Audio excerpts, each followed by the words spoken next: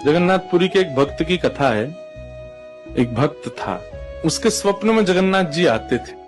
वो इतना रोता था मंदिर के बाहर खड़े होकर के। तो ठाकुर जी बोले, तू क्यों रोता है? बोले, आप बस मेरे साथ रहो, मुझे और कुछ नहीं चाहिए, और इस बात का मुझे अनुभव होना चाहिए कि आप मेरे साथ हो। तो भगवान जगन्नाथ जी ने उसको कहा, मैं तेरे साथ हमेशा हूँ, और इसका अनुभव तुझे जब करना हो समुद्र की बालू में चलना, और थोड़ी दूर चलने के बाद फिर पीछे देखना, 2 पैरों के निशान तेरे होंगे और तेरे बगल में 2 पैर के निशान मेरे होंगे। उससे तुझे पता चल जाएगा मैं तेरे साथ। अब तो वो रोज जाता, समुद्र के तट पर चल के देखता, थोड़ी दूर चलता तो 2 पैर के निशान उसके और बगल में छोटे छोटे छोटे चरण भगवान के।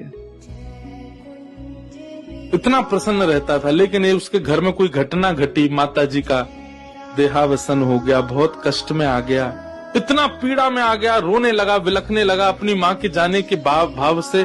तुरंत दौड़ करके गया, बोले, मैं मन को शांत करने का एक ही तरीका, पता चले जगन्नाथ जी मेरे साथ। अत्यंत पीड़ा में था। जैसे ही समुद्र के तट पर चल रहा था, रो रहा था बहुत तेज तेज।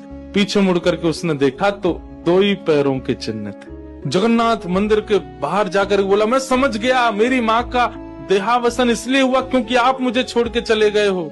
अब आप मेरे साथ में नहीं हो। आपने कुछ दिन मेरा संग किया, उसके बाद मुझे